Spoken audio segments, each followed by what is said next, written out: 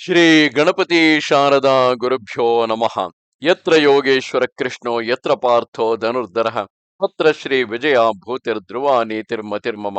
ಶ್ರೋತೃಗಳಿಗೆ ಶ್ರೀ ಅಳಸಿಂಗರಾಚಾರ್ಯ ವಿರಚಿತ ಶ್ರೀ ವ್ಯಾಸ ಮಹರ್ಷಿ ಪ್ರಣೀತ ಶ್ರೀಮನ್ ಮಹಾಭಾರತದ ಉದ್ಯೋಗ ಪರ್ವದಲ್ಲಿ ಶ್ರೀಕೃಷ್ಣನು ದುರ್ಯೋಧನಾದಿಗಳು ಪಾಂಡವರಲ್ಲಿ ನಡೆಸಿದ ಅನ್ಯಾಯಗಳನ್ನು ತಿಳಿಸಿ ಅವರನ್ನು ನಿಗ್ರಹಿಸುವುದೇ ಪಾಂಡವರಿಗೆ ಸ್ವಧರ್ಮವೆಂದುದು, ಸಂಧಿಗಾಗಿ ತಾನೇ ದುರ್ಯೋಧನನಲ್ಲಿಗೆ ಬರುವುದಾಗಿ ಸಂಜಯನಿಗೆ ಸೂಚಿಸಿದುದು ಎಂಬ 29ನೆಯ ಅಧ್ಯಾಯಕ್ಕೆ ಸ್ವಾಗತ.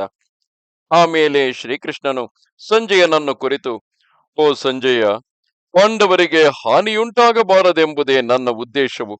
ನಾನು ಯಾವಾಗಲೂ ಇವರ ಪುರೋವೃದ್ಧಿಯನ್ನು ಕೋರತಕ್ಕವನು. ಇದರಂತೆಯೇ ಲಾಗಿ 100 ಮಕ್ಕಳನ್ನು ಕಟ್ಟಿಕೊಂಡಿರುವ ಧೃತರಾಷ್ಟ್ರನಿಗೂ ಕ್ಷೇಮ ಉಂಟಾಗಬೇಕೆಂಬುದೇ ನನ್ನ ಕೋರಿಕೆ. ಮೊದಲಿಂದಲೂ ನನ್ನ ಉದ್ದೇಶವೇ ಇದು.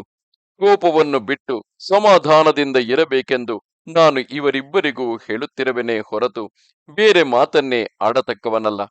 ಧೃತರಾಷ್ಟ್ರ ರಾಜನಿಗೂ ಇದು ಬಹಳ ಸಮ್ಮತವೆಂದೇ ಕೇಳುವೆನು. ಈ ಪಾಂಡವರಿಗೆ ಇದಿರಾಗಿಯೇ ನಾನು ಕೂಡ ಇದನ್ನು ಮನಃಪೂರ್ವಕವಾಗಿ ಆಮೋದಿಸುವೆನು. ಈ ವಿಚಾರದಲ್ಲಿ ಪಾಂಡವರು ಇದುವರೆಗೆ ಎಷ್ಟು ತಗ್ಗಿ ನಡೆದಿರುವರು. ಆದರೆ ಸಂಜಯ, ಆ ಧೃತರಾಷ್ಟ್ರನು ತನ್ನ ಮಕ್ಕಳೊಡನೆ ಸೇರಿಕೊಂಡು ಯಾವ ರಾಜ್ಯ ಭಾಗಕ್ಕಾಗಿ ಅತ್ಯಾಶಗೊಂಡಿರುವನೋ ಆ ವಿಷಯದಲ್ಲಿ ಇಬ್ಬರು ಸಮಾಧಾನಕ್ಕೆ ಬರುವುದೇನೋ ಸಾಧ್ಯವಲ್ಲವೆಂಬ ಅಭಿಪ್ರಾಯವನ್ನು ಈಗ ಯುಧಿಷ್ಠಿರನು ಸ್ಪಷ್ಟವಾಗಿ ತಿಳಿಸಿರುವನು. ಹೀಗಿರುವಾಗ ಪಾಂಡವ ಕೌರವರಲ್ಲಿ ಈ ಕಲಹವು ವೃದ್ಧಿಯಾಗದೆ ನಿಲ್ಲುವ ಬಗೆಯೇನು? ಓ ಸಂಜಯ, ನೀನು ನನಗಿಂತಲೂ ಈ ಧರ್ಮರಾಜನಿಗಿಂತಲೂ ಅಧಿಕವಾಗಿ ವೈದಿಕ ಲೌಕಿಕ ಧರ್ಮಗಳನ್ನು ಬಲ್ಲವನಲ್ಲ. ಹೀಗಿರುವಾಗ ಕಾರ್ಯೋತ್ಸಾಹಿಯು ಸ್ವಕರ್ಮ ನಿರತನು ಯಶಸ್ಸಿಗೆ ಲೋಪವಿಲ್ಲದಂತೆ ಕುಟುಂಬದಲ್ಲಿ ನಡೆದುಕೊಳ್ಳತಕ್ಕವನು ಆದ ಈ ಧರ್ಮರಾಜನಲ್ಲಿ ನೀನು ನ್ಯೂನತೆಯನ್ನು ಶಂಕಿಸಿದುದೇಕೆ? ಅವನು ತನ್ನ ಧರ್ಮವನ್ನು ಬಿಟ್ಟು ಹೋಗುವುದಾಗಿ ನೀನು ಯಾವ ಕಾರಣದಿಂದ ಹೇಳುವೆ? ವಾಸ್ತವ ಸ್ಥಿತಿಯು ಹೀಗಿರುವಾಗಲೂ ಬ್ರಾಹ್ಮಣರು ಕರ್ಮಗಳ ವಿಷಯದಲ್ಲಿ ಅನೇಕ ವಿಧವಾದ ಅಭಿಪ್ರಾಯ ಭೇದಗಳನ್ನು ಹೇಳುವರು. ಕೆಲವರು ಕರ್ಮದಿಂದಲೇ ಪರಲೋಕ ಸಿದ್ಧಿ ಎನ್ನುವರು, ಬೇರೆ ಕೆಲವರು ಕರ್ಮವನ್ನು ಬಿಟ್ಟು ಜ್ಞಾನದಿಂದಲೇ ಸಿದ್ಧಿ ಎನ್ನುವರು. ಆದರೆ ಎಷ್ಟೇ ಪ್ರಾಜ್ಞರಾಗಿದ್ದರೂ ಈ ಲೋಕದಲ್ಲಿ ಭೋಜನ ರೂಪವಾದ ಕರ್ಮದಲ್ಲಿ ಪ್ರವರ್ತಿಸಿದ ಹೊರತು ಭಕ್ಷ್ಯ ಭೋಜ್ಯಗಳಲ್ಲಿ ತೃಪ್ತಿಯನ್ನು ಪಡೆಯಲಾರರು. ಬ್ರಹ್ಮವಿತ್ತುಗಳಾದ ಬ್ರಾಹ್ಮಣರಿಗಾದರೂ ಕರ್ಮವು ವಿಹಿತವಾದುದೇ. ಯಾವ ವಿದ್ಯೆಗಳು ಈ ಲೋಕದಲ್ಲಿ ಕರ್ಮಗಳನ್ನು ಸಾಧಿಸುವವೋ ಅಂತಹ ವಿದ್ಯೆಗಳಿಗೆ ತಕ್ಕ ಫಲವುಂಟೇ ಹೊರತು ಕರ್ಮರಹಿತವಾದ ಆ ಜ್ಞಾನಕ್ಕೆ ಫಲವು ಕಾಣುವುದಿಲ್ಲ. ಆದುದರಿಂದ ಕರ್ಮಕ್ಕೆ ಫಲವೆಂಬುದು ಈ ಲೋಕದಲ್ಲಿ ಪ್ರತ್ಯಕ್ಷ ದೃಷ್ಟವಾಗಿದೆ. ಬಾಯಾರಿಕೆಯಿಂದ ಪೀಡಿತನಾದವನು ನೀರನ್ನು ಕುಡಿದೇ ದಾಹವನ್ನು ಅಡಗಿಸಬೇಕಲ್ಲವೇ? ಆದುದರಿಂದ ಕರ್ಮದಿಂದಲೇ ಕಾಮ ಸಾಧನೆ ಎಂಬ ವಿಧಿಯು ಏರ್ಪಟ್ಟಿದೆ. ಪರಲೋಕ ವಿಷಯದಲ್ಲಿಯೂ ಹೀಗೆಯೇ ಕರ್ಮವನ್ನು ಬಿಟ್ಟು ಬೇರೆ ವಿಧದಿಂದ ಯಾವನು ಫಲವನ್ನು ಅಪೇಕ್ಷಿಸುವನೋ ಅವನ ಕೋರಿಕೆಯು ನಿಷ್ಫಲವಾಗುವುದು. ಕರ್ಮ ಬಲದಿಂದಲೇ ದೇವತೆಗಳು ಪರಲೋಕದಲ್ಲಿ ಪ್ರಕಾಶಿಸುವರು. ಕರ್ಮದಿಂದಲೇ ವಾಯುವು ಈ ಲೋಕದಲ್ಲಿ ಸದಾಗತಿಯಿಂದ ಚಲಿಸುತ್ತಿರುವುದು. ಸೂರ್ಯನು ಕರ್ಮದಿಂದಲೇ ರಾತ್ರಿ ಹಗಲುಗಳನ್ನು ಮಾಡುತ್ತಾ ಬೇಸರವಿಲ್ಲದೆ ಪ್ರತಿದಿನವೂ ಬೆಳಗಾದೊಡನೆ ತಲೆದೋರುತ್ತಿರುವರು. ಹಾಗೆಯೇ ಚಂದ್ರನು, ಮಾಸಗಳು, ಅರ್ಧ ಮಾಸಗಳು ಅಂದರೆ ಪಕ್ಷಗಳು, ನಕ್ಷತ್ರಗಳು, ಯೋಗಗಳು ಎಂಬಿ ಕಾಲ ವಿಭಾಗಗಳನ್ನು ಬೇಸರವಿಲ್ಲದೆ ಕಾಣಿಸುತ್ತಿರುವನು. ಅಗ್ನಿಯು ಬೇಸರಿಸದೆ ಪ್ರಜೆಗಳ ಕ್ಷೇಮಕ್ಕಾಗಿ ದಹನವೆಂಬ ಕರ್ಮವನ್ನು ಮಾಡುತ್ತಿರುವನು. ಈ ಭೂಮಿಯು ಕೂಡ ಬೇಸರವಿಲ್ಲದೆ ಸಮಸ್ತ ಭಾರವನ್ನು ಹೊತ್ತಿರುವಳು. ನದಿಗಳು ತಮ್ಮ ಕೆಲಸದಲ್ಲಿ ಬೇಸರವಿಲ್ಲದೆ ಸಮಸ್ತ ಭೂತಗಳ ತೃಪ್ತಿಗಾಗಿ ಜಲ ಪ್ರವಾಹವನ್ನು ವೇಗದಿಂದ ಸಾಗಿಸುತ್ತಿರುವವು. ವರ್ಷಾಧಿಪತಿಯು ಕೂಡ ತನ್ನ ತೇಜಸ್ಸಿನಿಂದ ಬೆಳಗುತ್ತಾ ತನ್ನ ಧ್ವನಿಯಿಂದ ದಿಕ್ಕುಗಳನ್ನು ಅಂತರಿಕ್ಷವನ್ನು ಮೊಳಗಿಸುತ್ತಾ ಕಾಲ ಕಾಲಕ್ಕೆ ಬೇಸರವಿಲ್ಲದೆ ಮಳೆಯನ್ನು ಸುರಿಸುತ್ತಿರುವನು. ಬಲವೈರಿಯಾದ ಇಂದ್ರನು ದೇವತೆಗಳ ಮೇಲ್ಮೆಯನ್ನು ಕೋರಿ ಬೇಸರವಿಲ್ಲದೆ ಬ್ರಹ್ಮಚರ್ಯವನ್ನು ನಡೆಸಿದನು. ಸುಖವನ್ನು, ಮನಸ್ಸಿಗೆ ಬೇಕಾದ ಪ್ರಿಯ ವಸ್ತುಗಳನ್ನು ನಿರಾಕರಿಸಿ ಕರ್ಮವನ್ನು ನಡೆಸಿದ್ದರಿಂದಲೇ ಅವನಿಗೆ ಆ ವಿಧವಾದ ಮೇಲ್ಮೆಯುಂಟಾಯಿತು.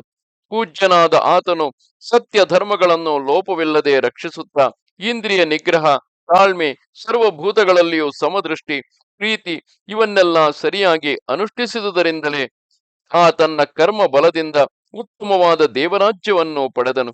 ಇದರಂತೆಯೇ ದೇವಗುರುವಾದ ಬೃಹಸ್ಪತಿಯು ತನ್ನ ಸುಖವನ್ನು ಬಿಟ್ಟು ಇಂದ್ರಿಯಗಳನ್ನು ಅಡಗಿಸಿ ದೇಹ ದಂಡನೆ ಮಾಡಿ ಬ್ರಹ್ಮಚರ್ಯವನ್ನು ನಡೆಸುವುದರಿಂದಲೇ ದೇವತೆಗಳಿಗೆ ಗುರುಸ್ಥಾನವನ್ನು ಪಡೆದನು. ಸಂಜಯ, ಹೀಗೆಯೇ ನಕ್ಷತ್ರಗಳು, ಏಕಾದಶ ರುದ್ರರು, ದ್ವಾದಶ ಆದಿತ್ಯರು, ಅಷ್ಟವಸುಗಳು, ವಿಶ್ವೇ ದೇವತೆಗಳು, ಯಮನು, ಕುಬೇರನು, ಗಂಧರ್ವರು, ಯಕ್ಷರು, ಅಪ್ಸರಸ್ಸುಗಳು ಸ್ವಕರ್ಮದಿಂದಲೇ ಆಕಾಶದಲ್ಲಿ ಬೆಳಗುವರು. ಮಹರ್ಷಿಗಳು ಕೂಡ ಬೇಸರಿಸದೆ ಬ್ರಹ್ಮ ಧ್ಯಾನವನ್ನು, ಬ್ರಹ್ಮಚರ್ಯೆಯನ್ನು, ಕರ್ಮಗಳನ್ನು ನಡೆಸಿ ಪೂಜ್ಯ ಸ್ಥಾನವನ್ನು ಪಡೆದಿರುವರು. ಓ ಸಂಜಯ, ಹೀಗೆಯೇ ಸಮಸ್ತ ಲೋಕಗಳು, ಬ್ರಾಹ್ಮಣ, ಕ್ಷತ್ರಿಯ, ವೈಶ್ಯಾದಿಗಳು ತಮ್ಮ ಮೇಲ್ಮೆಗಾಗಿ ಯಾವ ಯಾವ ಕರ್ಮಗಳನ್ನು ನಡೆಸಬೇಕೆಂಬುದನ್ನು ನೀನು ಚೆನ್ನಾಗಿ ಬಲ್ಲವನು. ಹೀಗೆ ನೀನು ಎಲ್ಲವನ್ನೂ ತಿಳಿದವನಾಗಿದ್ದು ಆ ಕೌರವರಿಗಾಗಿ ವಿವೇಕಿಗಳಾದ ಈ ಪಾಂಡವರ ಪ್ರಯತ್ನಗಳನ್ನು ತಡೆಯುವುದೇಕೆ? ಈ ಪಾಂಡವರು ವೇದಾಧ್ಯಯನಗಳಲ್ಲಿಯೂ ಅಶ್ವಮೇಧ, ರಾಜಸೂಯಾದಿ ಯಾಗಗಳಲ್ಲಿಯೂ ನಿತ್ಯ ನಿರತರು ಎಂಬುದನ್ನು ನೀನು ಬಲ್ಲೆ. ಅಲ್ಲದೆ ಅವರಿಗೆ ಯುದ್ಧ ಸಾಧನಗಳಾದ ಬಿಲ್ಲು, ಕವಚ, ಆನೆ, ಕುದುರೆ, ರಥಗಳು, ಶಸ್ತ್ರಗಳು ಇವೆಲ್ಲ ಪೂರ್ಣವಾಗಿ ಕೈವಶವಾಗಿರುವವು. ಇಂತಹ ಈ ಪಾಂಡವರು ಆ ಕೌರವರ ವಿಷಯದಲ್ಲಿ ವಧೋಪಾಯವನ್ನು ಬಿಟ್ಟು ಬೇರೆ ಯಾವುದಾದರೂ ಮಾರ್ಗವನ್ನು ಯೋಚಿಸುವುದಾದರೆ ಅದು ಎಲ್ಲರಿಗೂ ಒಳ್ಳೆಯದೇ. ನಯ ಮಾರ್ಗದಿಂದ ಹೋದರೆ ಇವರು ಸ್ವಧರ್ಮವನ್ನು ರಕ್ಷಿಸಿಕೊಂಡು ಪುಣ್ಯವನ್ನು ಸಾಧಿಸಿದಂತಾಗುವುದು. ಆಗಲೂ ಇವರು ಈ ಅಹಿಂಸಾ ರೂಪವಾದ ಕಾರ್ಯವನ್ನು ಭೀಮಸೇನನನ್ನು ನಿರಾಕರಿಸಿಯೇ ನಿರ್ವಹಿಸಬೇಕಾಗುವುದು. ಹಾಗಿಲ್ಲದೆ ಇವರು ತಮ್ಮ ತಂದೆಯ ಮಾರ್ಗವನ್ನು, ಎಂದರೆ ಕ್ಷತ್ರಿಯ ಧರ್ಮವನ್ನೇ ಹಿಡಿದು ಯುದ್ಧಕ್ಕೆ ನಿಂತು ತಮ್ಮ ಶಕ್ತಿಯನುಸಾರವಾಗಿ ಸ್ವಕರ್ಮವನ್ನು ನಡೆಸಿ ದೈವವಶದಿಂದ ಅದರಲ್ಲಿ ಮರಣಕ್ಕೀಡಾದರೆ ಆ ಮರಣವು ಇವರಿಗೆ ಶ್ರೇಯಸ್ಕರವೇ. ಸಂಜಯ, ಅದು ಹಾಗಿರಲಿ. ನೀನು ಶಾಂತಿಯನ್ನೇ ಬಯಸುವವನಾದರೂ ಕ್ಷತ್ರಿಯರಿಗೆ ಯುದ್ಧ ಮಾಡುವುದು ಉತ್ತಮ ಧರ್ಮವೇ, ಯುದ್ಧ ಮಾಡದೆ ಬಿಡುವುದು ಉತ್ತಮ ಧರ್ಮವೇ ಎಂಬಿ ತಾರತಮ್ಯವನ್ನು ಯೋಚಿಸು. ನೀನು ಹೇಳಿದಂತೆ ಕೇಳಲು ಸಿದ್ಧರಾಗಿರುವೆವು. ನೀನು ಮೊದಲು ಬ್ರಾಹ್ಮಣಾದಿ ಚತುರ್ವರ್ಣಗಳ ಧರ್ಮ ಭೇದಗಳನ್ನು ಚೆನ್ನಾಗಿ ಯೋಚಿಸು. ಆಮೇಲೆ ನೀನು ಪಾಂಡವರನ್ನು ನಿನ್ನ ಇಷ್ಟವಿದ್ದಂತೆ ನಿಂದಿಸು ಅಥವಾ ಶ್ಲಾಘಿಸು. ಬ್ರಾಹ್ಮಣನಾದವನು ವೇದಗಳನ್ನು ಕಲಿಯಬೇಕು, ಇತರರಿಗೆ ಕಲಿಸಬೇಕು. ತಾನು ಯಜ್ಞಗಳನ್ನು ನಡೆಸಬೇಕು, ಇತರರಿಂದ ಯಜ್ಞವನ್ನು ಮಾಡಿಸಬೇಕು. ಯೋಗ್ಯವಾದ ದಾನಗಳನ್ನು ಆತನು ತನಗೆ ಬೇಕಾದಾಗ ತೆಗೆಯಬೇಕು, ತಾನು ಇತರರಿಗೆ ಕೊಡಬೇಕು. ಈ 6 ಬಗೆಯ ಕರ್ಮಗಳಿಗೂ ಬ್ರಾಹ್ಮಣರಿಗೆ ಅಧಿಕಾರ ಉಂಟು. ಕ್ಷತ್ರಿಯನಿಗಾದರೂ ಅಧ್ಯಯನ, ಯಾಗ, ದಾನ ಈ 3ಕ್ಕೆ ಮಾತ್ರವೇ ಅಧಿಕಾರವು ಹೊರತು ಅವನು ಇತರರಲ್ಲಿ ಯಾಚಿಸಬಾರದು, ಬೇರೆಯವರಿಂದ ಯಜ್ಞವನ್ನು ಮಾಡಿಸಬಾರದು, ಇತರರಿಗೆ ವೇದಾಧ್ಯಯನವನ್ನು ಮಾಡಿಸಬಾರದು. ಇದು ಪುರಾತನವಾದ ಕ್ಷತ್ರಿಯ ಧರ್ಮವು. ಪ್ರಜೆಗಳನ್ನು ಧರ್ಮದಿಂದ ರಕ್ಷಿಸುತ್ತಾ, ಪಾತ್ರವರಿತು ದಾನ ಮಾಡುತ್ತಾ, ಯಜ್ಞಗಳನ್ನು ನಡೆಸುತ್ತಾ, ವೇದಗಳನ್ನು ಅಭ್ಯಸಿಸುತ್ತಾ, ಸ್ವಪತ್ನೀಕನಾಗಿ ಪುಣ್ಯಕರ ಕಾರ್ಯಗಳನ್ನು ನಡೆಸುತ್ತಾ ಕುಟುಂಬ ಧರ್ಮದಲ್ಲಿ ಇರಬೇಕಾದುದು ಕ್ಷತ್ರಿಯ ಧರ್ಮವು. ಸ್ವಧರ್ಮ ನಿರತನಾದ ಅಂತಹ ಕ್ಷತ್ರಿಯನು ಆ ಧರ್ಮದ ಫಲದಿಂದ ಸಹಜ ಸಿದ್ಧವಾದ ಬ್ರಹ್ಮಲೋಕವನ್ನು ಪಡೆಯುವನು. ಇವೆಲ್ಲವೂ ಕ್ಷತ್ರಿಯ ಧರ್ಮಗಳು.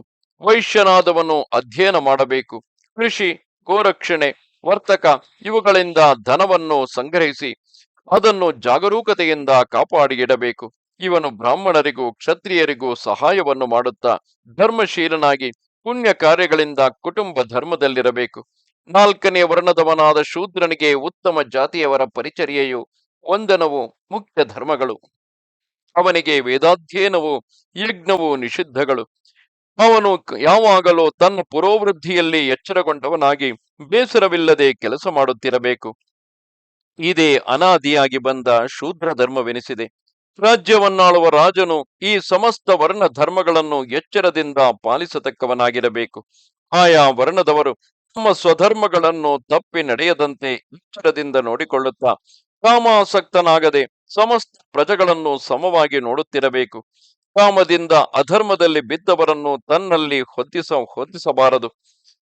ರಾಜನಾದವನು ತನಗಿಂತಲೂ ಧರ್ಮಜ್ಞನೋ ಪ್ರಾಜ್ಞನೋ ಆದವನು ಯಾವನಾದರೂ ಒಬ್ಬನಿದ್ದರೆ ಅಂಥವನನ್ನೇ ಪ್ರಜಾಪಾಲನ ಕಾರ್ಯಕ್ಕಾಗಿ ನಿಯಮಿಸುವ ಪ್ರಯತ್ನವು ಮಾಡುವುದೇನೋ ಉಚಿತವೇ. ಈ ಧರ್ಮರಾಜನಲ್ಲಿ ಆ ಗುಣಗಳಿಲ್ಲವೆಂದೆಣಿಸುವುದು ಸಾಧುವಲ್ಲ. ಘಾತುಕ ಸ್ವಭಾವವುಳ್ಳವನೊಬ್ಬನು ದುರ್ವಿಧಿವಶದಿಂದ ತನ್ನ ಛಲವನ್ನೇ ಹಿಡಿದು ಇತರರ ಸೊತ್ತನ್ನು ಅಪಹರಿಸುವುದಕ್ಕೆ ಆಶೆಪಟ್ಟಾಗ ರಾಜರಿಗೆ ಈ ಯುದ್ಧವೆಂಬುದು ವಿಧಿವಿಹಿತವಾಗಿದೆ. ಈ ಯುದ್ಧಕ್ಕಾಗಿಯೇ ಕವಚಗಳು, ಶಸ್ತ್ರಗಳು, ಧನಸ್ಸು ಏರ್ಪಟ್ಟಿವೆ. ಈ ಯುದ್ಧ ಕರ್ಮವು, ಅದಕ್ಕೆ ಬೇಕಾದ ಧನಸ್ಸು, ಶಸ್ತ್ರ, ಕವಚ ಮುಂತಾದ ಸಾಧನಗಳು ಕಳ್ಳರನ್ನು ಕೊಲ್ಲುವುದಕ್ಕಾಗಿ ಇಂದ್ರನಿಂದ ಏರ್ಪಟ್ಟಿವೆ. ಚೋರರನ್ನು ಕೊಲ್ಲುವುದರಿಂದ ಪುಣ್ಯವೇ ಲಭಿಸುವುದು. ಓ ಸಂಜಯ, ಧರ್ಮವನ್ನೇ ತಿಳಿಯದ ಮೂಢರಾದ ಆ ಕೌರವರು ಈಗ ಮಾಡಿರುವುದು ಅತಿ ಕ್ರೂರವಾದ ಕಳ್ಳತನವೇ ಹೊರತು ಬೇರೆಯಲ್ಲ. ಗುರುಕುಲಕ್ಕೆ ರಾಜನೆನಿಸಿದ ಆ ಧೃತರಾಷ್ಟ್ರನಾದರೂ ತನ್ನ ಮಕ್ಕಳೊಡನೆ ಸೇರಿಕೊಂಡು ಪಾಂಡವರಿಗೆ ಧರ್ಮಪ್ರಾಪ್ತವಾದ ಅವರ ಪಿತೃಧನವನ್ನು ಮೊತ್ತಕ್ಕೆ ಅಪಹರಿಸಲು ಯತ್ನಿಸುವನು. ಅವನಾದರೂ ಪುರಾತನವಾದ ರಾಜಧರ್ಮವನ್ನು ಯೋಚಿಸಿದ ಹಾಗಿಲ್ಲ. ಎಲ್ಲಾ ಕುರುಗಳು ಅವನ ದಾರಿಯನ್ನೇ ಅನುಸರಿಸುತ್ತಿರುವರು. ಸಂಜಯ, ಕಳ್ಳನು ಕೆಲವು ವೇಳೆ ಯಾರ ಕಣ್ಣಿಗೂ ಬೀಳದಂತೆ ಇತರರ ಧನವನ್ನು ಅಪಹರಿಸುವುದುಂಟು. ಕೆಲವು ಸಂದರ್ಭಗಳಲ್ಲಿ ಕಣ್ಣಿದಿರಾಗಿಯೇ ಬಂದು ಬಲಾತ್ಕಾರದಿಂದ ತಲೆಯೊಡೆದು ಎಲ್ಲವನ್ನೂ ದೋಚಿಕೊಂಡು ಹೋಗುವುದು ಉಂಟು. ಹೇಗಾದರೇನು? ಇವೆರಡು ಕಳ್ಳತನವೇ ಅಲ್ಲವೇ? ಇವೆರಡು ನಿಂದೆ ಕಾರ್ಯಗಳೇ. ಈಗ ದುರ್ಯೋಧನನು ನಡೆಸಿದ ಕಾರ್ಯವಾದರೂ ಎಂಥದು? ಕಳ್ಳತನದಲ್ಲಿ ಸೇರಿದುದೇ. ಅಂತಹ ಕಳ್ಳನನ್ನು ನಿಗ್ರಹಿಸುವುದು ಕ್ಷತ್ರಿಯ ಧರ್ಮವೇ. ಆ ದುರ್ಯೋಧನನು ಕ್ರೋಧ ಲೋಭಗಳಿಗೆ ವಶನಾಗಿ ಈಗ ಯಾವ ಕಾರ್ಯವನ್ನು ಮಾಡಬೇಕೆಂದೆಣಿಸುವನೋ ಅದನ್ನೇ ಅವನು ಧರ್ಮವೆಂದು ತಿಳಿದಿರುವನು. ಪಾಂಡವರಿಗಾಗಿ ಯಾವ ರಾಜ್ಯ ಭಾಗವು ಏರ್ಪಟ್ಟಿದೆಯೋ ಅದಕ್ಕೆ ಬೇರೆಯವರು ಕೈಯೆಕ್ಕುವುದರಲ್ಲಿ ಯಾವ ನ್ಯಾಯವಿದೆ? ಈ ಸಂದರ್ಭದಲ್ಲಿ ನಾವು ಯುದ್ಧ ಮಾಡಿ ಅದರಲ್ಲಿ ಮರಣವಾದರೂ ನಮಗೆ ಶ್ಲಾಘ್ಯವೇ. ಬೇರೆ ರಾಜ್ಯಕ್ಕಿಂತ ಪಿತ್ರಾರ್ಜಿತವಾದ ಅಲ್ಪ ಸ್ವಲ್ಪ ರಾಜ್ಯವಾದರೂ ಮೇಲೆನಿಸುವುದು. ಓ ಸಂಜಯ, ನೀನು ಹೋಗಿ ಆ ಧೃತರಾಷ್ಟ್ರ ರಾಜನ ಸಭೆಯಲ್ಲಿ ಈ ಪುರಾತನ ಧರ್ಮಗಳೆಲ್ಲವನ್ನು ಕೌರವರ ಮುಂದೆ ಸ್ಪಷ್ಟವಾಗಿ ತಿಳಿಸು. ಮೂಢರಾದ ಅನೇಕ ರಾಜರು ಆ ದುರ್ಯೋಧನನಿಂದ ಮೃತ್ಯುವಿನ ಬಾಯಿಗೆ ಎಳೆಯಲ್ಪಟ್ಟಿರುವರು. ಹಿಂದೆ ರಾಜಸಭಾ ಮಧ್ಯದಲ್ಲಿ ಎಂತಹ ಪಾಪಕಾರ್ಯವೂ ನಡೆಯಿತೆಂಬುದನ್ನು ಕಾಣೆಯ. ಭೀಷ್ಮನೇ ಮೊದಲಾದ ಕುರುವೃದ್ಧರೆಲ್ಲರೂ ಆಗ ಕಣ್ಣಿದಿರಾಗಿ ಇದ್ದರಲ್ಲವೇ? ದೃಪದ ಪುತ್ರಿಯಾಗಿಯೂ ಮಹಾ ಯಶಸ್ವಿನಿಯಾಗಿಯೂ ಒಳ್ಳೆ ಶೀಲವತಿಯಾಗಿಯೂ ಪಾಂಡವರಿಗೆ ಪ್ರಿಯ ಪತ್ನಿಯಾಗಿಯೂ ಇದ್ದ ದ್ರೌಪದಿಯನ್ನು ಕಾಮಾಂಧನಾದ ದುಶ್ಯಾಸುರನು ಬಲಾತ್ಕಾರದಿಂದ ಸೆಳೆಯುತ್ತಿರುವಾಗಲೂ ಅವರು ಬಾಯೆತ್ತದೆ ಸುಮ್ಮನಿದ್ದರು. ಆಗಲೇ ಆ ಕೌರವ ಸಭೆಯಲ್ಲಿದ್ದ ಮಕ್ಕಳು ಮುದುಕರು ಮೊದಲಾಗಿ ಆ ಕಡೆಯವರೆಲ್ಲರೂ ಸೇರಿ ಆ ಅಕೃತ್ಯವನ್ನು ತಡೆದಿದ್ದ ಪಕ್ಷದಲ್ಲಿ ಧೃತರಾಷ್ಟ್ರನು ನನಗೆ ಎಷ್ಟು ಪ್ರಿಯವನ್ನುಂಟು ಮಾಡಿದ ಹಾಗೆ ಭಾವಿಸುತ್ತಿದ್ದೆನು. ಅದರಿಂದ ಅವನ ಮಕ್ಕಳಿಗೂ ಎಷ್ಟೋ ಮೇಲ್ಮೆಯುಂಟಾಗುತ್ತಿದ್ದಿತು. ಆಗ ದುಶ್ಯಾಸನನು ದ್ರೌಪದಿಯನ್ನು ಅವಳ ಮಾವಂದಿರೆಲ್ಲರೂ ಕಣ್ಣಾರೆ ನೋಡುತ್ತಿದ್ದ ಹಾಗೆಯೇ ಹಿಂದು ಮುಂದಾಗಿ ಸಭಾ ಮಧ್ಯದಲ್ಲಿ ಸೆಳೆದು ತಂದನು. ಈ ಸಂದರ್ಭದಲ್ಲಿ ಆ ದ್ರೌಪದಿಯು ದೈನ್ಯದಿಂದ ಒಬ್ಬೊಬ್ಬರ ಮುಖವನ್ನು ನೋಡಿ ಮೊರೆಯಿಡುತ್ತಿದ್ದರು. ಮಹಾತ್ಮನಾದ ಆ ವಿದುರನೊಬ್ಬನು ಹೊರತು ಅವಳಿಗೆ ಬೇರೆ ರಕ್ಷಕರಿಲ್ಲದಂತಾಯಿತು. ಅಲ್ಲಿ ಅಷ್ಟು ಮಂದಿ ರಾಜರಿದ್ದರು. ಅವರೆಲ್ಲ ದುರ್ಯೋಧನನಿಗೆ ತಾವು ಅಡಿಯಾಳುಗಳೆಂಬ ದೈನ್ಯ ಭಾವದಿಂದ ಬಾಯೆತ್ತದೆ ಸುಮ್ಮನಿದ್ದರು. ಧರ್ಮ ಬುದ್ಧಿಯುಳ್ಳ ವಿದುರನೊಬ್ಬನೇ ಆಗ ಅಲ್ಪ ಬುದ್ಧಿಯುಳ್ಳ ಆ ದುರ್ಯೋಧನನನ್ನು ನೋಡಿ ಧರ್ಮವನ್ನು ಹಿಡಿದು ಮಾತಾಡಿದನು. ಓ ಸಂಜಯ, ನೀನು ಈ ಅಧರ್ಮಗಳನ್ನೆಲ್ಲ ಯೋಚಿಸದೆ ಈ ಪಾಂಡವರಿಗೆ ಧರ್ಮೋಪದೇಶ ಮಾಡುವುದಕ್ಕಾಗಿ ಬಂದಿರುವೆ. ಆಗ ಆ ದ್ಯೂತ ಸಭೆಯಲ್ಲಿ ಈ ದ್ರೌಪದಿಯಲ್ಲವೇ ಸಮುದ್ರ ಪ್ರವಾಹದಿಂದ ದೋಣಿಯನ್ನು ದಡಕ್ಕೆ ಸೇರಿಸುವಂತೆ ತನ್ನನ್ನು ಪಾಂಡವರನ್ನು ಆ ಕಷ್ಟದಿಂದ ಉದ್ಧರಿಸುವುದಕ್ಕೆ ಬೇಕಾದ ಪ್ರಯತ್ನವನ್ನು ನಡೆಸಿದಳು. ಆಗಲೂ ಸೂತ ಕುಲದವನಾದ ಆ ಕರ್ಣನು ಸಭಾಮಧ್ಯದಲ್ಲಿ ನಿಂತಿದ್ದ ದ್ರೌಪದಿಯನ್ನು ನೋಡಿ ಅವಳ ಮಾವಂದಿರೆಲ್ಲರೂ ಸಮೀಪದಲ್ಲಿ ಇರುವಾಗಲೇ ಎಂತಹ ಕ್ರೂರ ವಾಕ್ಯಗಳನ್ನು ಆಡಿದನೆಂಬುದು ನಿನಗೆ ತಿಳಿಯದೆ. ಆಗ ಕರ್ಣನು ಆ ಸಭೆಯಲ್ಲಿ ಅತಿ ದೀನೆಯಾಗಿ ನಿಂತಿದ್ದ ದ್ರೌಪದಿಯನ್ನು ನೋಡಿ, ಎಲೆ ಯಾಜ್ಞಸೇನಿ, ನಿನಗೆ ಇನ್ನು ಮೇಲೆ ಬೇರೆ ಗತಿಯೇನು? ಧೃತರಾಷ್ಟ್ರ ಪುತ್ರನ ಮನೆಗೆ ಬಂದು ಸೇರಿಬಿಡು. ನಿನ್ನ ಗಂಡಂದಿರೆಲ್ಲರೂ ಸೋತರು. ಇನ್ನು ನಿನಗೆ ಪತಿಗಳಿಲ್ಲ. ಬೇರೊಬ್ಬ ಪತಿಯನ್ನು ವರಿಸು ಹೀಗೆಂದು ಹೇಳಿದನಲ್ಲವೇ? ಅತಿ ಭಯಂಕರವಾಗಿಯೂ ಇದ್ದ ಕರ್ಣನ ಈ ಕಠಿಣ ವಾಕ್ಯವು ಅತಿ ತೀಕ್ಷ್ಣ ಬಾಣದಂತೆ ಅರ್ಜುನನ ಹೃದಯದಲ್ಲಿ ನಾಟಿ ಅಲ್ಲಿ ಸ್ಥಿರವಾಗಿ ನೆಲೆಸಿ ಈಗಲೂ ಅವನ ಹೃದಯವನ್ನು ಒಳಗೊಳಗೆ ಕೊರೆಯುತ್ತಲೇ ಇದೆ. ಸಂಜಯ, ಪಾಂಡವರು ದ್ಯೂತದಲ್ಲಿ ಸರ್ವಸ್ವವನ್ನು ಕಳೆದುಕೊಂಡು ಕೃಷ್ಣಾಜಿನವನ್ನು ಧರಿಸಿ ಕಾಡಿಗೆ ಹೊರಡಲು ಸಿದ್ಧರಾಗಿರುವಾಗಲೂ ದುಶ್ಯಾಸುರನು ಅವರನ್ನು ಕುರಿತು ಎಂತಹ ಕಠಿಣ ವಾಕ್ಯಗಳನ್ನಾಡಿದನು ಬಲ್ಲೆಯ? ಈ ಪಾಂಡವರೆಲ್ಲರೂ ಎಳ್ಳುಗಳಲ್ಲಿರುವ ಜಳ್ಳು ಕಾಳುಗಳಂತೆ ಸಾರಹೀನರು, ಮೃತಪ್ರಾಯರು. ಇವರು ಇನ್ನೂ ಬಹುಕಾಲದವರೆಗೆ ನರಕದಲ್ಲಿದ್ದಂತೆ ಕಷ್ಟಪಡತಕ್ಕವರೇ ಎಂದು ಆ ಕರ್ಣನು ದುಶ್ಯಾಸನನು ಹೇಳಲಿಲ್ಲವೇ? ಇದರ ಮೇಲೆ ಆ ಶಕುನಿಯು ವಂಚನೆಯಿಂದ ಈ ಧರ್ಮರಾಜನನ್ನು ಸೋಲಿಸಿದುದಲ್ಲದೆ ಆ ಸಮಯದಲ್ಲಿ ಇವನನ್ನು ನೋಡಿ, ಯುಧಿಷ್ಠಿರ, ನಕುಲನು ಪರಾಜಿತನಾದನು, ನಿನಗೆ ಇನ್ನು ಬೇರೇನಿದೆ? ನಿನ್ನ ಪತ್ನಿಯಾದ ಯಾಜ್ಞಸೇನೆಯನ್ನು ತಂದು ಜೂಜಿಗೆ ಒಡ್ಡಬಾರದೇಕೆ ಎಂದನಲ್ಲವೇ? ಸಂಜಯ, ಆಗಿನ ಜೂಜಾಟದ ಕಾಲದಲ್ಲಿ ನಡೆದ ಈ ಹೀನ ವಾಕ್ಯಗಳನ್ನೆಲ್ಲ ನೀನು ಚೆನ್ನಾಗಿ ತಿಳಿದಿರುವೆ. ಹೀಗೆ ಸರ್ವ ವಿಧದಿಂದಲೂ ಅನರ್ಥಕರವಾಗಿ ಬಂದೊದಗಿರುವ ಈಗಿನ ಕಾರ್ಯಭಾರವನ್ನು ಕ್ರಮಪಡಿಸಿ ಸಮಾಧಾನಕ್ಕೆ ತರಬೇಕೆಂದರೆ ಬಹಳ ಕಷ್ಟವು. ಇತರರಿಂದಲೂ ಸಾಧ್ಯವಿಲ್ಲ. ಆದ್ದರಿಂದ ನಾನೇ ನೇರವಾಗಿ ಅಲ್ಲಿಗೆ ಹೋಗಬೇಕೆಂದು ಕೋರುವೆನು. ಇದಕ್ಕೆ ಎಲ್ಲರ ಅನುಮತಿಯನ್ನು ಪ್ರಾರ್ಥಿಸುವೆನು. ಓ ಸಂಜಯ, ಕೇವಲ ಪಾಪಚಾರಿಯು ದುರಾತ್ಮನೂ ಆದ ಆ ದುರ್ಯೋಧನನ ಅಜ್ಞತೆ ಎಷ್ಟೆಂಬುದನ್ನು ನೀನು ಚೆನ್ನಾಗಿ ತಿಳಿದಿರುವೆ. ಇಂತಹ ಸ್ಥಿತಿಯಲ್ಲಿ ಪಾಂಡವರ ಪ್ರಯೋಜನವನ್ನು ಕೆಡಿಸದೆ ಅವರಿಗೂ ಇವರಿಗೂ ಕೌರವರಿಗೂ ಸಮಾಧಾನವನ್ನು ತರುವುದು ನನ್ನಿಂದ ಸಾಧ್ಯವಾದರೆ ಅದರಿಂದ ನನಗೆ ಒಳ್ಳೆ ಪುಣ್ಯವುಂಟು. ಅದರಿಂದ ನನ್ನ ಚರಿತ್ರವು ಪ್ರಖ್ಯಾತಿಗೆ ಬರುವುದು. ಕೌರವರನ್ನು ಮೃತ್ಯುವಿನ ಬಾಯಿಂದ ತಪ್ಪಿಸಿದಂತಾಗುವುದು. ಆದರೆ ನಾನು ಅವರಿಗೆ ಹೇಳಬೇಕೆಂದಿರುವ ಬುದ್ಧಿವಾದವು ದೇವಗುರುವಾದ ಶುಕ್ರಾಚಾರ್ಯನ ರಾಜನೀತಿಗೆ ಸಮ್ಮತವಾದುದು, ಧರ್ಮಯುಕ್ತವಾದುದು, ಸಾರವತ್ತಾಗಿಯೂ ಯಾರಿಗೂ ಅಪಾಯವಿಲ್ಲದುದಾಗಿಯೂ ಇರುವುದು.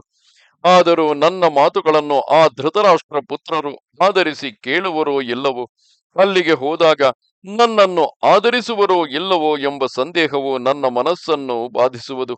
ಒಂದು ವೇಳೆ ಅವರು ನಾನಾಗೆ ಅಲ್ಲಿಗೆ ಹೋದಾಗಲೂ ನನ್ನನ್ನು ಆಧರಿಸದೆ ನನ್ನ ಮಾತನ್ನು ಕೇಳದೆಯೂ ಹೋದ ಪಕ್ಷದಲ್ಲಿ ಈಗಲೇ ಯುದ್ಧಕ್ಕಾಗಿ ಆತುರಗೊಂಡಿರುವ ಈ ಭೀಮಾರ್ಜುನರಿಂದ ಆ ಧೃತರಾಷ್ಟ್ರ ಪುತ್ರರೆಲ್ಲರೂ ಏಕಕಾಲದಲ್ಲಿ ದಗ್ಧರಾಗುವುದು ನಿಶ್ಚಯವು. ಬಲಗರ್ವದಿಂದ ಕೊಬ್ಬಿದ ಆ ಕೌರವರು ತಮ್ಮ ಪಾಪಕ್ಕೆ ತಕ್ಕ ಫಲವನ್ನು ಅನುಭವಿಸುವರು. ಓ ಸಂಜಯ, ಹಿಂದೆ ದ್ಯೂತದಲ್ಲಿ ಪಾಂಡವರು ಸರ್ವಸ್ವವನ್ನು ಸೋತಿರುವಾಗಲೂ ಆ ದುರ್ಯೋಧನನು ಅವರನ್ನು ಕುರಿತು ಕ್ರೂರವಾದ ಮಾತುಗಳನ್ನಾಡಿದನು. ಆಗ ಅವರು ನಿರಾಯುಧರಾಗಿದ್ದರು. ಇನ್ನು ಮೇಲೆ ಅದೇ ಭೀಮನು ಗದಾಪಾಣಿಯಾಗಿ ಎಚ್ಚರಗೊಂಡು ನಿಂತು ಬಿಟ್ಟರೆ ಆಗ ದುರ್ಯೋಧನನಾಡಿದ ಮಾತುಗಳನ್ನು ಸಮಯದಲ್ಲಿ ನೆನೆಸಿಕೊಳ್ಳುವ ಹಾಗೆ ಮಾಡದೆ ಬಿಡಲಾರನು. ಓ ಸಂಜಯ, ಆ ದುರ್ಯೋಧನನು ಸಾಮಾನ್ಯನಾದ ಮನುಷ್ಯನಲ್ಲ. ಕೇವಲ ಕೋಪ ರೂಪವಾದ ಒಂದು ದೊಡ್ಡ ಮರವೇ ಅವನು. ಕರ್ಣನೇ ಆ ಮರದ ಅಡಿದಿಂಡು, ಶಕುನಿಯು ಅದರ ಕೊಂಬೆಗಳು, ದುಶ್ಯಾಸನನೇ ಆ ಮರದ ಪುಷ್ಪ ಫಲಗಳು, ಬುದ್ಧಿಹೀನನಾದ ಧೃತರಾಷ್ಟ್ರನು ಆ ವೃಕ್ಷಕ್ಕೆ ಮೂಲವು. ಅದರಂತೆಯೇ ಇತ್ತಲಾಗಿ ಯುಧಿಷ್ಠಿರನು ಧರ್ಮಮಯವಾದ ಮಹಾವೃಕ್ಷವು, ಅರ್ಜುನನೇ ಅದರ ಸ್ಕಂಧವು, ಭೀಮಸೇನನು ಅದರ ಶಾಖೆಗಳು, ನಕುಲ ಸಹದೇವರಿಬ್ಬರು ಅದರ ಪುಷ್ಪ ಫಲಗಳು. ನಾನು ಬ್ರಹ್ಮಶಬ್ದವಾಚ್ಯವಾದ ವೇದವು, ಬ್ರಾಹ್ಮಣರು ಧರ್ಮಮಯವಾದ ಆ ವೃಕ್ಷದ ಬೇರುಗಳೆಂದು ತಿಳಿ. ಪುತ್ರರೊಡಗೂಡಿದ ಆ ಧೃತರಾಷ್ಟ್ರನನ್ನು ಒಂದು ಕಾಡಿಗೂ ಪಾಂಡವರನ್ನು ಆ ವನದಲ್ಲಿರುವ ಸಿಂಹಗಳಿಗೂ ಹೋಲಿಸಬಹುದು. ವನವು ಸಿಂಹದಿಂದ ರಕ್ಷಿತವಾಗಿರುವವರೆಗೆ ಇತರ ಮೃಗಗಳಿಂದ ಅಪಾಯವಿಲ್ಲದೆ ಸುರಕ್ಷಿತವಾಗಿರುವುದು. ಸಿಂಹಕ್ಕೂ ಆ ವನದಿಂದ ರಕ್ಷಣೆಯುಂಟು. ಹಾಗಿಲ್ಲದೆ ಸಿಂಹವಿಲ್ಲದ ವನವು, ವನದ ಆಶ್ರಯವಿಲ್ಲದ ಸಿಂಹವು ಅಪಾಯಕ್ಕೆ ಒಳಗಾಗುವುದು ನಿಶ್ಚಯವು.